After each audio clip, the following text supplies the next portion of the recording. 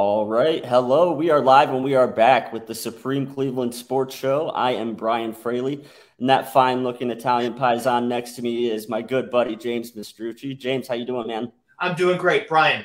It's a wonderful Wednesday in Cleveland, Ohio. We're getting ready for Thursday night football. I know we're jumping ahead a little bit, but it's going to be an exciting week, win or lose.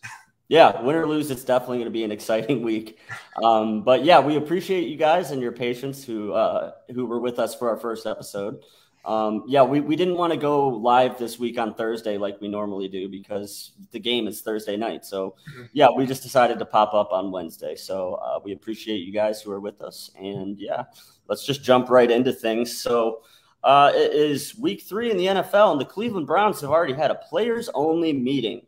So part of the reason we started the show, James, was that Browns Twitter is a bit of an echo chamber. And let's just say a lot of Browns Twitter was overwhelmingly like positive about this, like it was some kind of good thing. And I don't know about you, but a players early meeting this early in the season, this feels really, really bad to me, especially coming off of a bad loss. I don't know. Where are you at with it?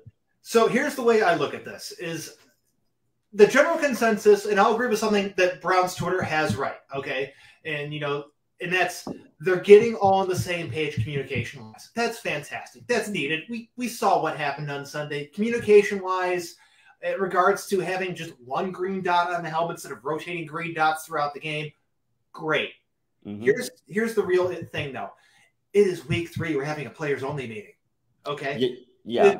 They should have been prepared for what they're doing. This should not become as like, hey, maybe we shouldn't rotate the green dot. Shouldn't be something we're saying in between week 2 and week 3.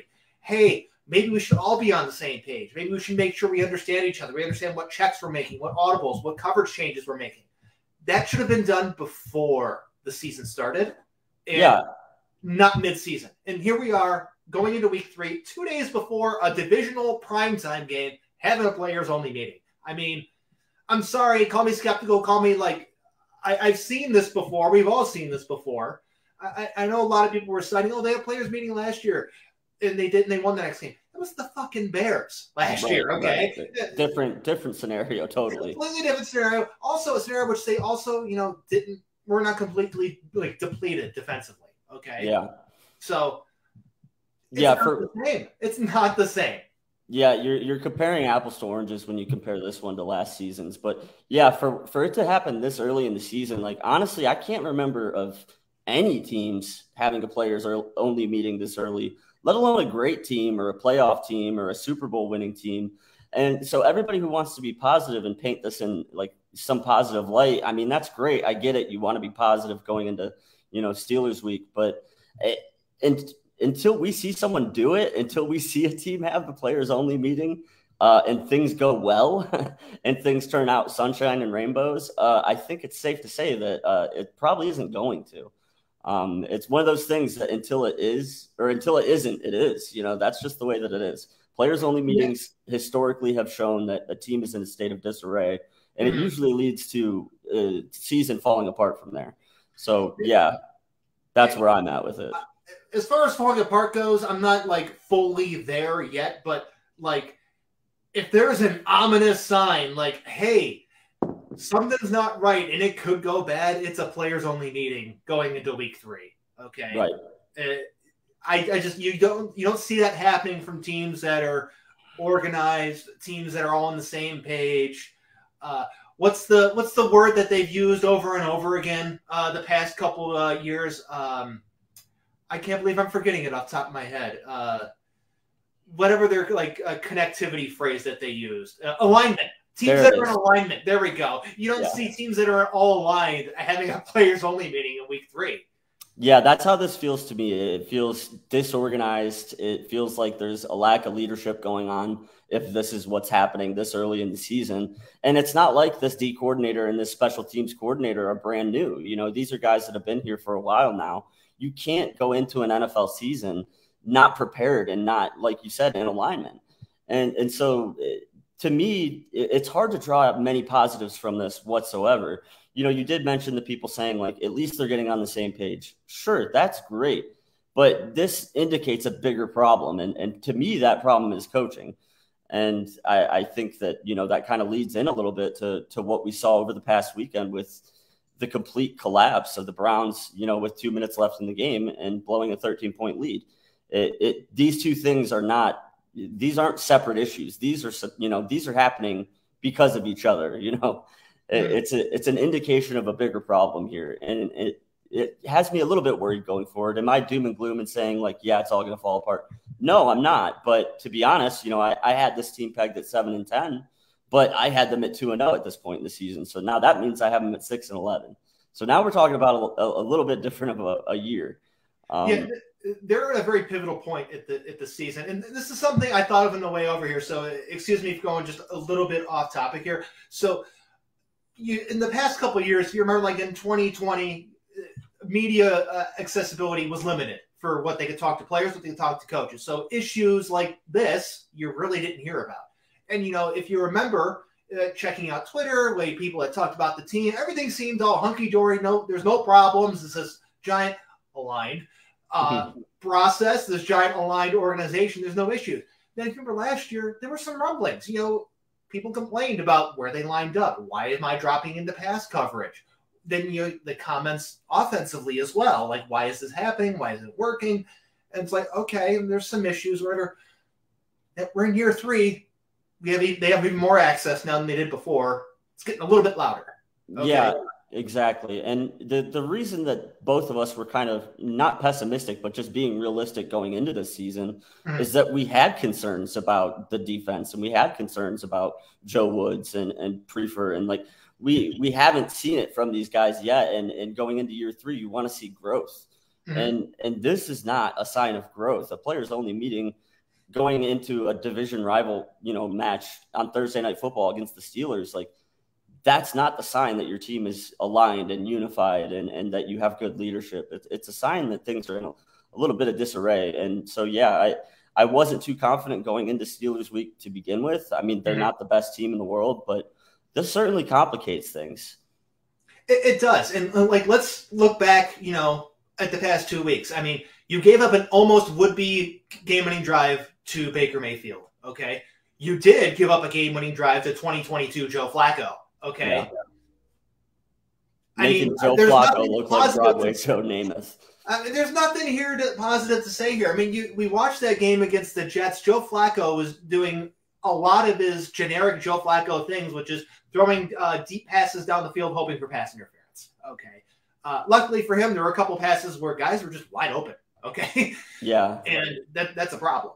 Yeah. And that stems from the lack of leadership and the lack of alignment on defense, for guys not knowing if they're in cover 2 or cover 3 during a play, like that's a big issue. You're going to get exposed every single time. Like, and this is just stuff that should not be happening in, the home opener against the Jets. Like Brownie the Elf deserves fucking better than this, to be completely honest. This is how we're going to debut Brownie the Elf. Turning against Brownie the Elf in midfield, okay? Yeah. I don't know if you saw that, but Hanford Dixon was not a fan of Brownie the Elf in midfield, okay?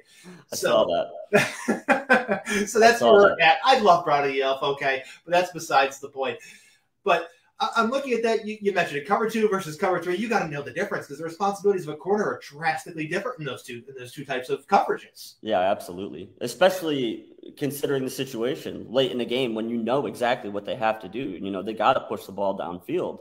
Like it's crucial that you know exactly what your assignment is and who you're covering or shading off of and what have you. And it was clear that there wasn't organization on that front. And I mean, for it to go the way that it did, I mean, 2,331 NFL games that if there was a 13-point lead going into the 2-minute warning, those teams won until this point. So yeah, this was a bad loss. It was more than just an ugly loss to the Jets. It was a bad loss in a fashion that hasn't been done in a long, long time in football. Like it was an all-time bad collapse, and it all stems from the defensive issues and the lack of leadership. And listen, I was talking to a buddy of mine yesterday about this, and what it comes down to me and what it seems like what's happening with the defense is that it seems like Joe Woods and his system is very rigid. He's not being very flexible in what he's running, okay? And I've seen a lot of blame like this from certain people that talk about and cover the Browns, specifically just blaming the players. Yeah. I'm sorry, but at some point, the coach has got to be held accountable. Okay. If the coach's scheme continually does this, it's not the players, it's the scheme. Okay. Exactly. Like, you look at the guys that the Browns have in the secondary. You got Denzel Ward, you got Greg Newsome, you got John Johnson, and you got Grant Delpit. I mean, granted, are John Johnson and Grant Delpit as good as a lot of people think they are? Probably not. But besides the point, you still have a really good group of defensive backs, probably the best group of Brown defensive backs since they came back. And this happens?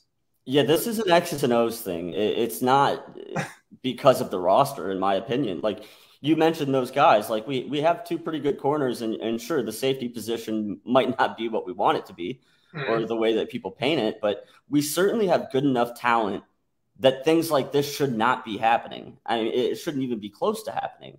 It's not a complete, that we just don't have the horses. Like, no, this is an X's and O's issue, and it's clear, and like you said, people want to pass the blame game around, but I mean, it's got to come down to coaching when it's things like this, in my opinion. And I mean, I guess we can go there. It'll take us right into it. Everybody that wants to blame Nick Chubb, who was the player of the game and the best player on the football field, for not sliding and taking that last touchdown score. And I mean, to me, this is just ridiculous. You don't tell the best player on the football field not to score and put your team up by 13 points with less than 2 minutes left. Like, I mean, you said it yourself. The record was like 2,000 something and until Sunday, okay, or whatever it was. And yeah, that speaks to itself. Yeah. Okay.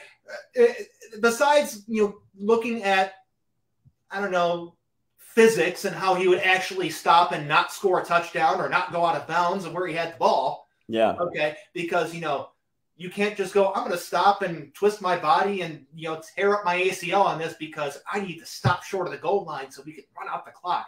There was not much room between the first down line and the goal line. There was not much room there. There wasn't. And I'm sorry. People keep saying, oh, it's Nick Chubb, or what else. I'm like, was he on defense? Was he on the hands team? Was he on defense again? Like, I'm sorry, he wasn't. Like, right. And I tweeted this after this happened. You want Nick Chubb to score every single time. He even said it himself. He thought the game was put away. Yeah. It was an afterthought. Then you see the comments that, he's had to say, like, oh, that's on me. I should have went down. You see Kevin Stefanski. This is just trying to, like, appease everyone to make it not look like the house is on fire. Okay. Exactly. That's what this is. It's to make a lot of people, all the talking head people, shut up because, it's annoying. It's bullshit. Take whatever your numbers you have and you can go throw them in the garbage with the rest of your opinions. Okay. Score the damn touchdown, go up by 2 scores, and you win the game. Just play some fucking defense. Like, again, I'm dropping F-bombs, but like whatever. Like I'm very annoyed by this because I see all these people just go over and over again with all this. I'm like, and bringing up nonsensical comparisons like the Texans game from 2 years ago, Bill Belichick and the Patriots game from this week. They're similar situations, but they're not the same. Like an apple or an orange, they're both fruits, but they're not the same. Yeah, here's what they didn't have. Those didn't have a gap of 2,331 games between them where something never happened. And other people are, they want to blame Brissett too for not saying it in the huddle. Like, hey, Nick, if you get the first down, go down.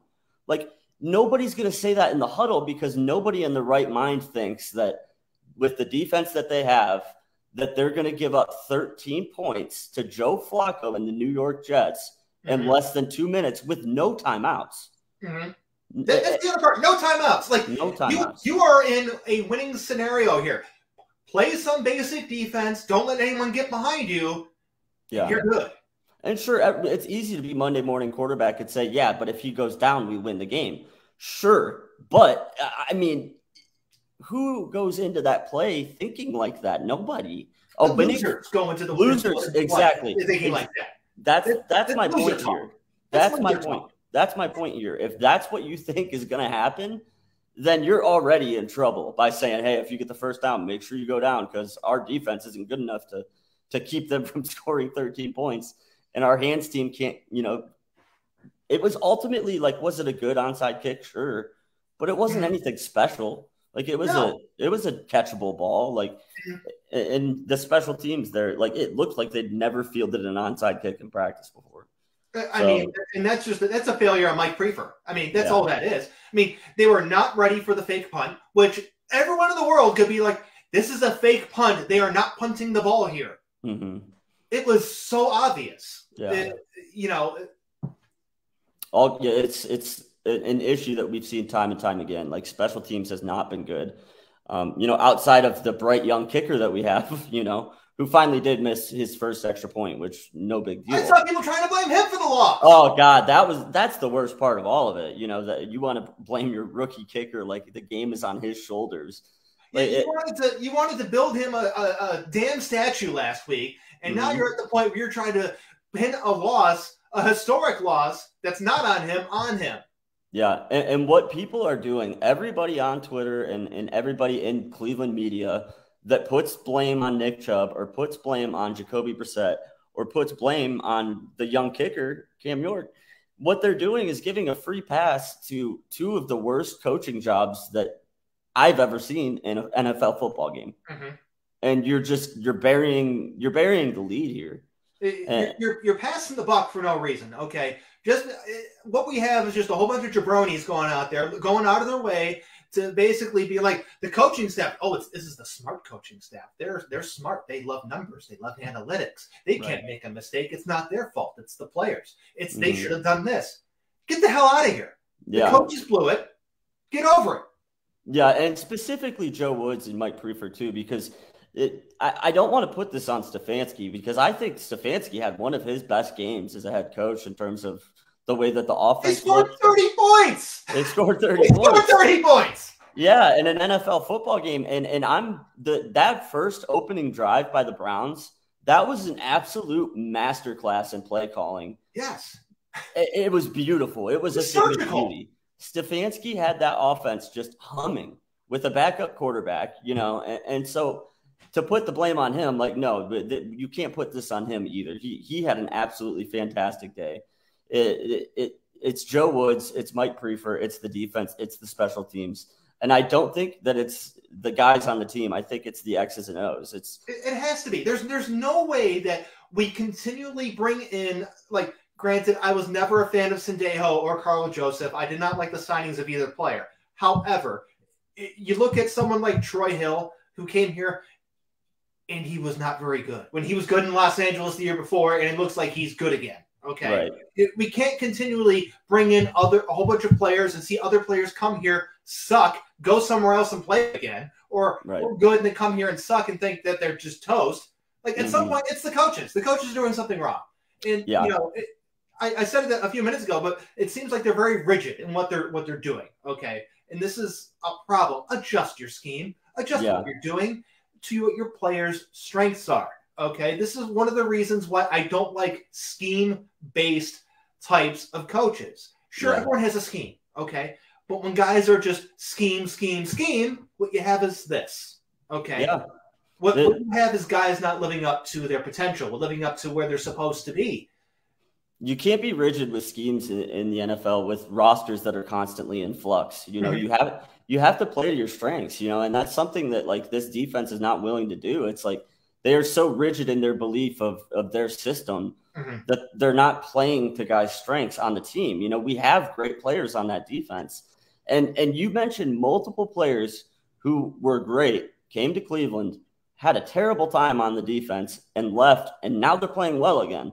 Like, if there's more than one, there's a sign that maybe it's the coaches, maybe it's the scheme that they're so rigid with. And when the best coaches in the NFL that I think of, guys like Belichick, like they change so much from year to year, and it's part of what you got to do in the NFL, especially with guys not playing for longer than 2-3 years in one location.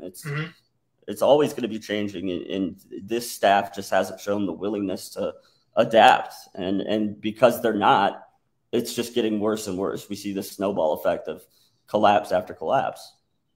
I mean, a couple of years ago, you remember, like, pretty much any Browns analyst, any whatever Browns Twitter person basically was doing everything they possibly could to run Larry Ogunjobi out of town. What does he do? He goes to Cincinnati, shows he's actually still a good player. Yep. And he signed a deal with Pittsburgh. I think he got hurt, maybe. I don't remember. But he's still a good player. Like, you guys, some people were ready to throw him on the scrap heap. Okay, like I'm like, you don't understand what you're seeing here. It's not him. It's this scheme. Yeah, exactly. And I think this is a good time to segue into a new segment that we have. Like we said, a big part of the reason why we want to do this show is just because, like, we hear so much shit on Twitter that just doesn't make sense. And it just echoes from one outlet to the next in the Cleveland media. And so we just like to come here and challenge some of those ideas. So we have a new segment called Bad Tweets. And with this segment, I'm going to read, James, some of my favorite bad Browns tweets. Oh, I am so ready. From the past week. And James, I'm going to let you react. Okay. So we're going to redact names for the purpose of protecting people from their own bad tweets. So we're being extra nice here. And I honestly don't think we need to be. But I digress. Let's jump right into it. I'm not going in any particular order here, so we'll just go from one to the next. All right. Happens. All right, so the first one starts with a quote. The try-hard, feel-good, homegrown, lovable Browns were pushed aside with the Deshaun Watson trade. That was all cold, calculating, win-now football. This is all business now. It's results or else. And that's a quote from Doug Lesmerises on the Browns. And this person who retweeted this quote gave it a chef's kiss. So how do you feel about this tweet? Chef's kiss. If this is Bar Rescue, John Taffer's yelling, shut it down. If it's Gordon Ramsay, he's taking a plate and throwing it on the ground and smashing it into a million pieces. Lovable Browns? I'm sorry. Where were the lovable Browns? How much fun was 1-31? How much fun was Johnny Manziel going out to Vegas the night before a game? Okay. How much fun was it, I don't know, when Butch Davis quits towards the end of the season? You really want more of that? Is that what we want here? Like, there's no lovable losers here. We're not the Cubs, okay? Yeah. That's not what we are. If anything, we're the new version of the freaking Charlotte Hornets, okay? Yeah, nobody cares. Yeah, I don't buy any of that shit that the Browns were ever this, like, lovable underdog story. Like, no, it's been more of an ugly train wreck that it's like people in traffic with the gooseneck, like you gotta look at the car wreck when you drive by. Like, that's what the Browns have become. Like, we're having the Browns are a joke. They've been a joke since they came back. Okay, they're just like the Lions. You're looking for a lovable loser? It's the Bills. Yeah, it is the Buffalo Bills. That's the lovable loser. Right, exactly. And it just plays, into that idea. Like, in the huddle, these guys are supposed to say that, oh, we're only going to have a 13 or 14-point lead here. We better make sure that we run the clock out. Like, that's just a loser dog shit mentality to be closing out a game with. Mm-hmm. So, that's just insane. This next tweet is going to go right into that. So this one says, every football podcast I've heard has referenced the Nick Chubb touchdown as having some role in the loss. Even the coach has said he should have mentioned it, and they've coached it. Seems to be the local homers and fans who act like it had zero role. Ask yourself this, will Chubb do that again? Respond. All right. That's a lot to unpack in one tweet. It's a lot to unpack, and I don't know what specific podcast he's listening to, but I can probably guess there's a certain group of podcasts that this jabroni is listening to, okay? Who cares what they say? Okay, again, these are a lot of these people like to play with these funny numbers and these whatever this other analytics that's very remedial math and call it and praise it as this is gospel and this is the only thing that works. Yeah, I'm sorry, like no. What this is people with far less knowledge about the game than our coaching staff playing Monday morning quarterback. That's all it is. And let's look at, do we look at Cleveland Twitter? Do we see how many people that blame Nick Chubb for the loss? I'm sorry. Where are the homers? Where are the homers on Cleveland Twitter? Where are the fan people out here outside of a select few who are actually right that are, not blaming Nick Chubb? Okay. It's shocking to me. Everybody was blaming him. Yeah, I was going to say it's even more shocking to me because Nick Chubb might be the most beloved athlete in this town. And the fact that people didn't come out of the woodwork to defend him and say this dude scored 3 touchdowns on 17 touches in the NFL, like he had a monster game. He's by far the best player on the football field. he sealed a victory for any other team in the NFL, but this one led by Joe Woods and Mike Prefer on defense and special teams. Any other team in the NFL would have closed out that game. But here we are. So yeah, dog shit tweet. Like we said, not going to put the name on it because take your jabroni takes elsewhere. Yeah, we're going to protect you from yourself, which you apparently cannot do yourself. So we've got more. This segment, by the way, is going exactly how I hoped it would. I just know that like our conversations off air are often like, dude, did you see this shit? And it's often like us just sharing a tweet with each other and just roasting it. Yeah. So I'm really enjoying this. It's going exactly how I hoped. So I've got more. I'm ready. This one says, and here we go again with the Stefanski blame, who, again, had one of the better days I've ever seen him have. Wish Stefanski would have shown some emotion and stones in his press conferences, at least. That was his response to whatever he saw at the Browns press conference after the loss to the Jets. What do you think about that? Did you see all the life just disappear out of my face when you were reading this? You turned gray. Seriously, what are we doing? You want Dan Campbell? Okay. You want some guy that's going to fire everybody up? I saw people clamoring for goddamn Greg Williams today. I saw someone say he's the best coach the Browns have had since he came back. Yeah. What are we thinking here? Just because some guy's up grandstanding, throwing shit, and acting like an asshole doesn't make him a good coach. Exactly. The best coach of all time, you get nothing from, okay? Exactly.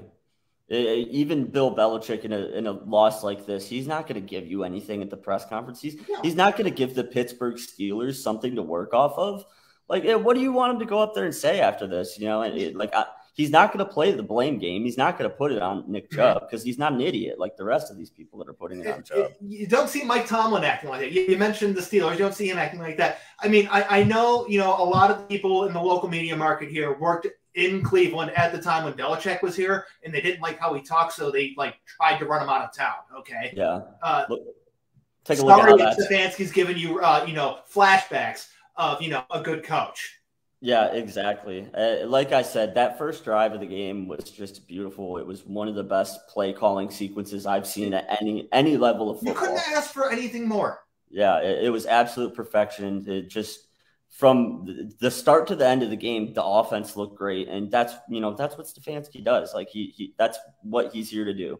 I don't have any problem with him giving responsibility to his D coordinator and to his special teams coach and say, get these guys ready to play. You have to delegate responsibility as a coaching staff. Stefanski cannot coach all three units. No, he can't. The defense needs a guy to lead them, and the special teams needs a guy to lead them. And just because all three phases of the game go right, you can't put that on the head coach. You just can't. So, and he was brought in here to coach offense, okay? He was brought in here because of his play calling skills, okay? Sure. So for all the people being like, he should give up play calling duties and all this other crap, then what the hell is he here for? Exactly. And I mean, some of these numbers, like Jacoby Brissett, backup quarterback, everybody in the league knows what you're going to get out of Jacoby Brissett, 22 for 27, 230 yards and a tud, 1 INT. Those are solid numbers to get out of Jacoby Brissett. I saw, again, I'm not the biggest PFF guy, but I saw one of their charts, and it has, the 4 quadrants. And you know who had strong pass offense, strong rush offense? The Cleveland Browns. Yeah, exactly. And then, Nick Chubb, 17 carries, 87 yards, 3 touchdowns. Great game. The new receiver that you bring into town, Amari Cooper, has 9 catches for 101 yards and a touchdown. Great game. Winning numbers. Again, you scored 30 points. You scored 30 points against the New York Jets, who are not. Let's be honest, the Jets are not anybody that anybody in the NFL is fearing right now.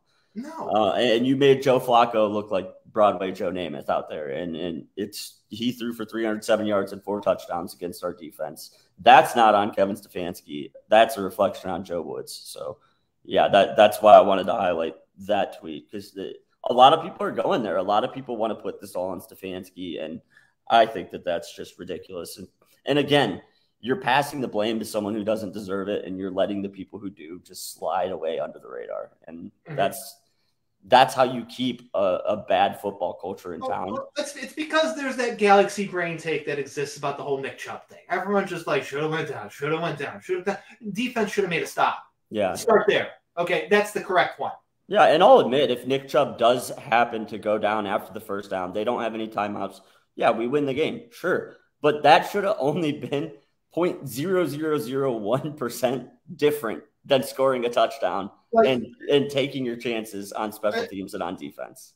For anyone that's seen the Avengers movies and Infinity War and Doctor Strange out saying there's one possibility in a gajillion chances, that's the one possibility. Okay. This was a big Doctor Strange moment. This was the only universe in which the Jets could have won that game, and the situation they were in is this one. Try it again a million times. It doesn't happen. So, no, the galaxy brain Nick Chubb take is just garbage. It's terrible. It's just the bad news is that Thanos turned out to be your own defense, okay? He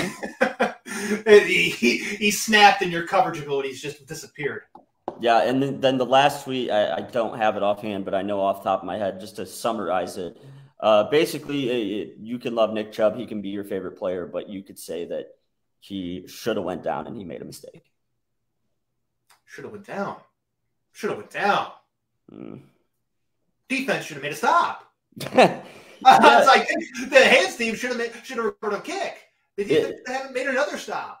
Like, this one bugged me so bad. It just is like he could, like the first part of it, he could be your favorite player and you could think he's great. Leave it right there. End it there because he was great. He had an amazing game. He scored 3 touchdowns in an NFL football game.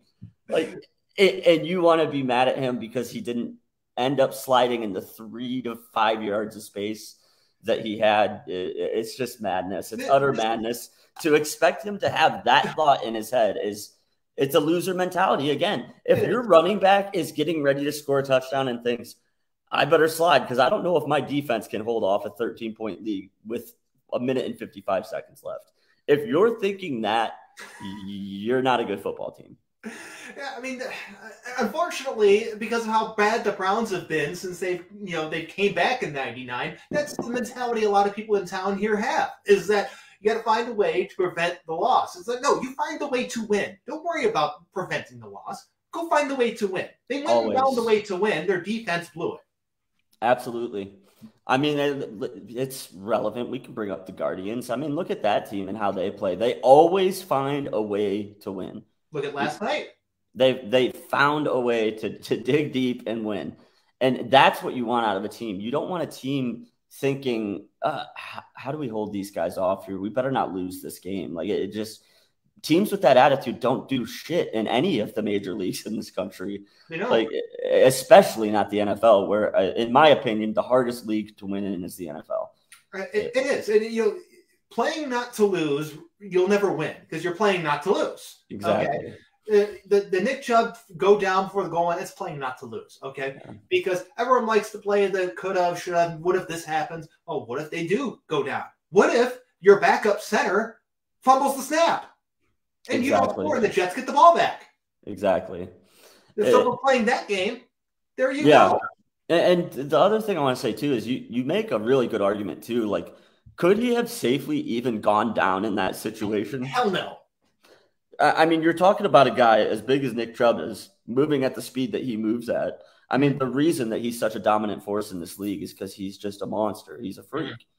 And to expect a guy of that size with that much inertia to be able to safely go down in a way that doesn't compromise his body and in a way that doesn't expose him to being blown up by somebody on the Jets, try to see that playing out in your mind. It's not easy to do. I can't see a way that he could have just safely went down and then that's the game we needed to win. It was just a precarious amount of space to try to do that in. Yeah, I challenge every person, throwing out that he should have went down or stopped to go replicate his run at something relative speed, because let's be honest, you're not as fast as him. You're also not as agile as he is. And see how it goes for you. When you blow out your knee and you got to have knee surgery, you'll see that it's not possible. Ooh, let's go there. Let's say, okay, let's go there. Nick Chubb attempts to slide down in that scenario before going into the end zone, and he tears his ACL and he's out for the year. Imagine the idiots on Cleveland Browns Twitter and in the Cleveland Browns media who would come out and say, what on earth is Nick Chubb thinking in a game against the New York Jets? Who cares if they win or lose to put your body in a position where you can go out for that? That's exactly what would have happened. Do you know what they would have said? Here's what they would have said. He should have just scored the touchdown. Don't worry about going that. You would have been up 2 scores. You would have been up 2 scores. No NFL football team should ever worry about giving up a lead to a team with no timeouts in less than 2 minutes. That's what they would have said. That is exactly what they would have said. Okay. Yeah, it's madness, utter madness. It's been an interesting week on Browns Twitter, to say the least. It's always an interesting week in the world of sports, in the world of football, when the Browns are involved, okay? That's how you know the world is back to normal. The Browns are always a story every day, okay? Yeah. So I think this is a good part of the show to transition into tomorrow's football game, preview the Steelers a little bit. One of the benefits that the Cleveland Browns have is, as bad as that game against the Jets went, and as ugly as that almost blown lead was against the Carolina Panthers, the Cleveland Browns find themselves tied for first place in the AFC North because it's a dog shit division. I mean, thank God we play in the AL Central football divisions, okay? Yes. It just so happens that many of those same teams have teams in the same market here as well. Right. So even though the first half of the show wasn't, the most optimistic, we didn't cover very many positive Browns story in that first half hour. Here we are, we're 1-1. The sky is not falling. You know what I mean? But this is a very beatable Pittsburgh Steelers team that's very similar to the one that we have here in Cleveland. Mm-hmm. They're led by a quarterback who's not a guy who's going to win you football games. He's a guy you could win with, but not because of. We talk about that a lot. Mitch Trubisky versus Jacoby Brissett. It's not exactly Peyton Manning versus Tom Brady. And the Pittsburgh Steelers, without Ben Roethlisberger and, what we've seen from them the past couple of years, they're not as strong of a team as they have been in years past. So this is a very winnable football game, and I expect it to be a close one because these are two very similar teams in a very similar place that are going to play a very similar style of ball. I mean, they are. I mean, what it's going to come down to is who you have more faith in. And it's not the quarterbacks I'm going to go with. It's going to be the offensive coordinators or the play callers. Yeah. You have more faith in Kevin Stefanski as a play caller, more faith in Matt Canada. Mm-hmm. Okay. Yeah. The Steelers apparently are done with Matt Canada from what it sounds like. It sounds like that they're trying to run him out of town. So I have more faith in Kevin Stefanski. I have more faith in their ability to win with Jacoby Brissett with their offensive system and their game calling versus the Steelers being able to win with Mitch Trubisky and the offensive stylings of Matt Canada. And I mean, even Vegas has the Cleveland Browns as 4.5-point favorites right now. After what everybody saw that just happened on Sunday, they still have us as 4.5-point favorites. So, like I said, the sky is not falling. This is a very winnable football game. I expect it to be close. I think it's going to be an ugly one. I don't know. This feels like an old school Thursday night football game, and by that I mean a dog shit football game. Like, I really could see this just not being a pretty football game. This could be a game where it's. I have a hard time trying to peg this one because, I know the Steelers don't have TJ Watt, but the Steelers still have some really good defensive players on their team. Okay? Yes, they do. And I look at, the offense of the Steelers. I mean, sure, Najee Harris is turning into Trent Richardson apparently, but Deontay Johnson, still really good. Jace Claypool, still a good receiver. Like, Pat Freiermuth, still a good tight end. Like they've got pieces there. They've definitely got weapons on the team, and there's stuff to work with. The cupboard is not bare in Pittsburgh. It's just they're going through a transitional phase. Big Ben was the quarterback for an eternity there. Yeah. And Mitch Trubisky. I mean, I don't have many great things to say about Mitch Trubisky, but he's been very serviceable. I mean, 42 for 71, 362 yards, 2 touchdowns, and 1 INT. almost identical to Jacoby Brissett at 40 and 61, 376 yards, 2 TDs, and a pick. So these are two quarterbacks that are very similar that I think are going to throw about the same amount of times. And then to me, this game's going to be one on the ground. And I think that obviously Nick Chubb has shown that he's having a great start to the football, season. And I expect him to continue that in this game. And I do think the Browns win this game. And at the start of the year, I would have said not, which is kind of funny. As bad as things just went on Sunday, I'm actually picking the Browns to win this game. Earlier in the year, I would have had them to lose, but I just think that the offense is clicking and looks really good. The offense is clicking. It does look really good. And the fact that they're going to have their full complement of offensive linemen gives me a lot more hope, because Bitonio and Jack Conklin will be playing tomorrow night. And Myles Garrett will be playing tomorrow night as well, even though he popped up in the injury report yesterday with a neck injury. Okay. Yeah. But the absence of any of those three players, more than one of them, especially Garrett, I would have been very, very concerned, because they're without Clowney, they're without Chase Winovich, they're out without Jesse James. And at some point, even as good as play calling and talent and ability you have on one side of the ball, the more star players and good players you remove from the mix, that talent gap closes. When that talent gap closes, that makes it more losable for you, more winnable for your opponent. Yeah, absolutely. That's why this players-only meeting a couple days before this game is just such a head-scratcher. It's just really weird, really bad timing to do something like this. But the players that you mentioned that are healthy and that are playing, they're captains on this football team. And what this team needs now desperately more than ever is strong leadership from its players, because we don't really appear to be getting it from the coaches outside of Kevin Stefanski. You really don't. And so having Bitonio out there to be, that guy on the offense to kind of be the anchor and be the voice, and then having Garrett on the other side of the ball is huge. And because we have both those guys back, that's why I honestly have things swinging in our favor. I just think at the end of the day, we have just, slightly better of an offense. And I think that as bad as the defensive performance was, the Steelers don't exactly have anything that strikes fear into my heart offensively. So they really don't. I do think the Browns win tomorrow night, but I am cautious, and it's because of the defense. Okay, because I have not seen anything from this defense, from the secondary, that has been like, yeah, man, they're gonna stop these guys. We've seen blown coverages for years. We've seen blown coverages, but just it's alarming at the rate that guys have been open. They've been wide open too. They've been able to pressure. They've been able to generate pressure. They haven't been able to cover worth a damn, and that's my concern. And when you can generate pressure like that too, you're giving guys more time. You know what I mean? And it's not good. They're not playing as a cohesive unit. They are not in alignment. That the front seven of this team and the secondary just feel like two different units right now. You really can't have that. But yeah, the quotes from guys in the secondary have not been reassuring. No, not at all.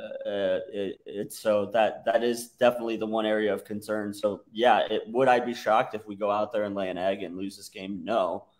But at the end of the day, like I said, the sky's not falling. We're still in okay, condition. Win this game tomorrow against the Steelers, and you're 2-1, and you're at least tied for first place in the division, and in a good spot moving forward with Jacoby Brissett as your quarterback.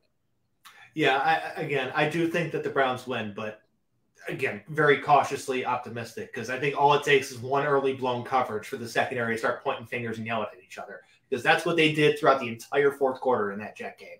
Yeah, and what this players-only meeting too did for me is it magnified the importance of this game way more than it needed to be.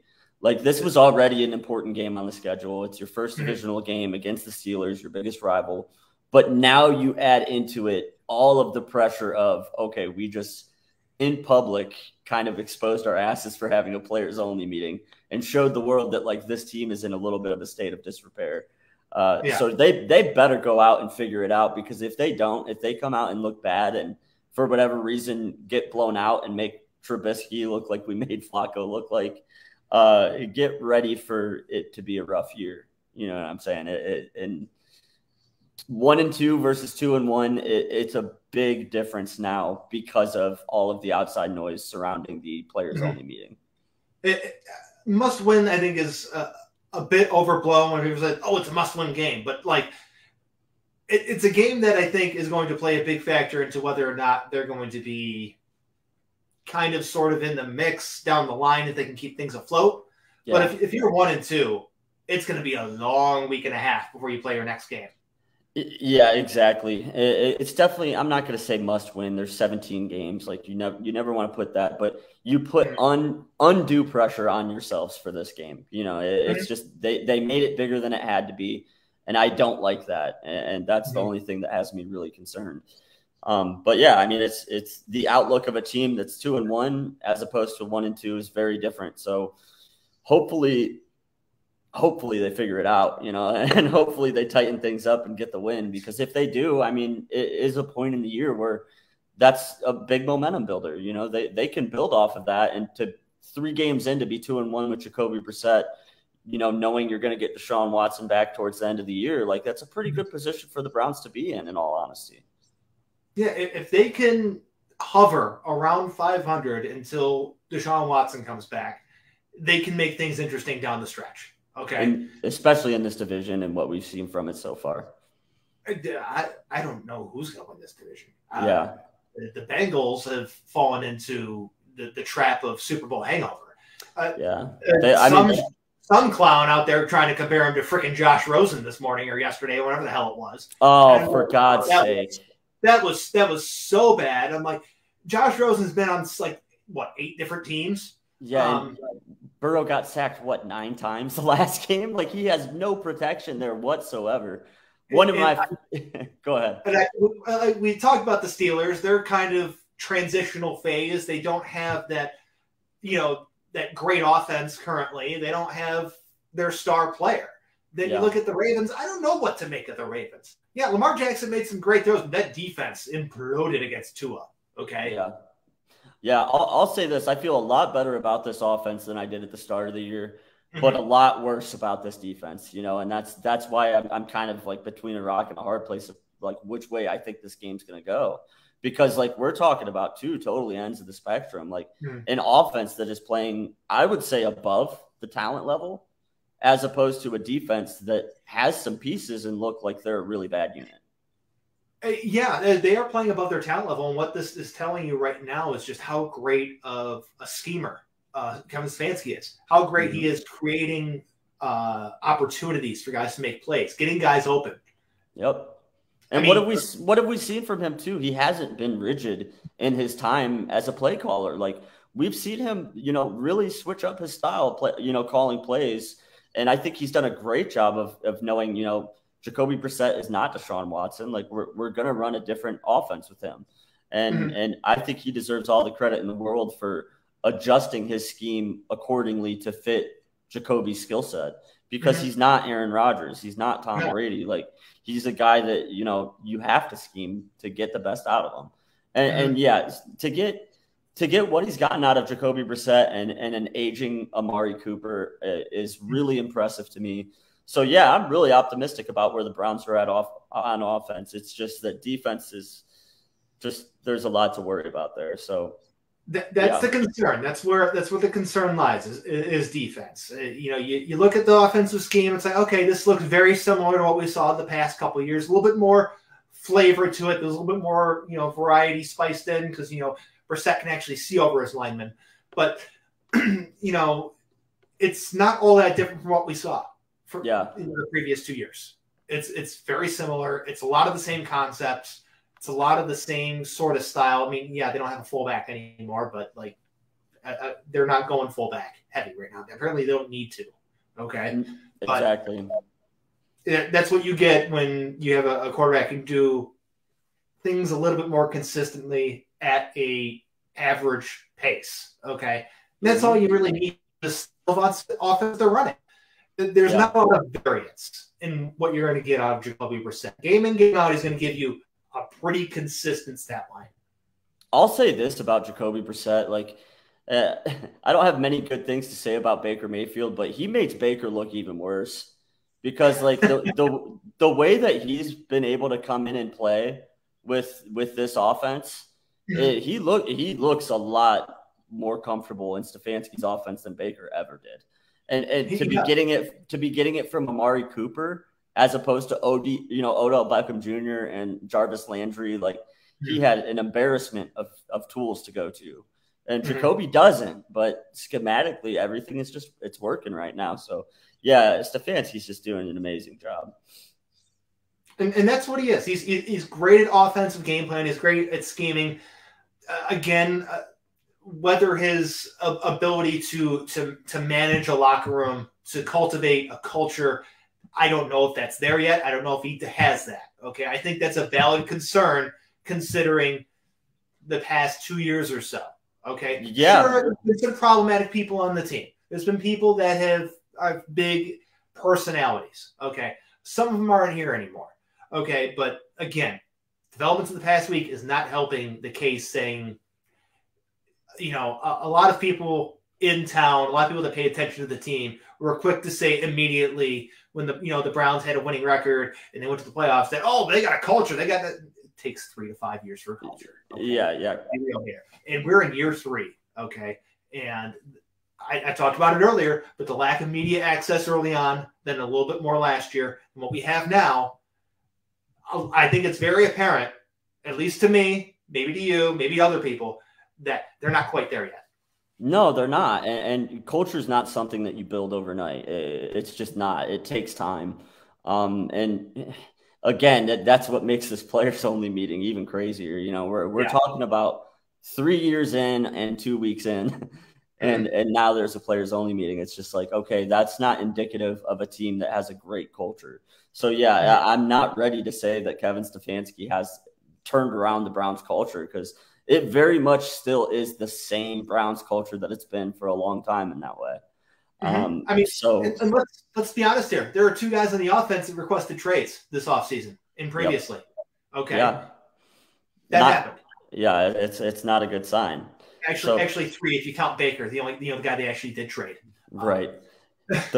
Demanded a trade. Yeah. He always wanted out of town, and it was never because we wanted him out. But yeah, I think that this is a really big turning point in the season for the Browns. Depending on how things go tomorrow, next week's show is going to be dramatically different. But yeah, I think that there's a lot to be optimistic about. Just at the end of the day, we can't have that loser mentality that you're playing not to lose, that Chubb should have went down, galaxy brain takes like this. Everybody's got to stop with all that shit. You know what I mean? Like you got to let your best football players shine and be themselves. And yeah, I just think going forward, like we can't have that attitude. Like I hope that part of the reason why they called this meeting was to just be like, you know what, this team needs to get a little bit tougher. But nobody knows. Nobody knows what really went down in that meeting. And I think we're going to find out a lot tomorrow. I do too. And, some things real quick here. What is the 3-word motto that Bill Belichick has the Patriots running by, that he's had running by forever? I'm sorry, I'm putting my glasses. Do your job. Do your job. Exactly. Do your job. Okay? That's all you got to do. Do your job. Okay? So when you look at from the players only meeting, if they're doing something along the lines of do your job, we are 10,000 steps forward, okay? Because you know what you're supposed to be doing. You're doing, what the play call is. You're doing your job by running the play call, okay? And real quick question. The goal of the game of football when you're on offense is to score more points than the other team. Score points. Yeah. So the way to score points, the way to win the game is to get in the end zone. So you never take points off the board. You never take points off the board, especially in the NFL, ever. If you have an opportunity to put points up in the hardest football league to score points in, you do that. And if you've got a guy in Nick Chubb that can enter the end zone 3 times on 17 carries, you feed that guy and you let him be him. You let him lead the team by playing to win, not playing to lose. You don't want a guy who's thinking in his head like, my defense, I don't know about them. I don't know if they're going to be able to get the offenses back here and end this game out. Like, if that's the way that they're thinking, then They have problems if that's the Yeah. way they're thinking. If that's genuinely the way they're thinking, they have problems. Okay. Yeah, exactly. And what that would tell you is that they have a lack of faith in their defense. Okay. Mm-hmm. Yeah. If that's the way that you're thinking, that being on 2 touchdowns with 2 minutes against an offense with no timeouts, that you might not be able to hold that lead, you have big time problems. Yeah, I agree.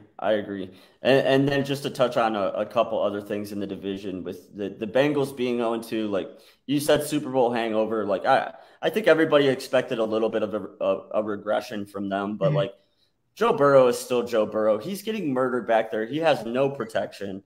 One of my favorite freezing cold takes of all time is Lyle Collins when he got the deal with the Bengals, telling Joey Burrow that he was never going down again or something along those lines. You're protected for life now. My favorite Bengals meme was from last year when it was who should the Bengals draft, Jamar Chase or offensive lineman? It was like a little picture of protected by Jamar Chase, Joe Burrow up throwing to nobody, or Jamar Chase and Joe Burrow getting sacked with no lineman. They're getting exposed. It's showing how important the offensive line is.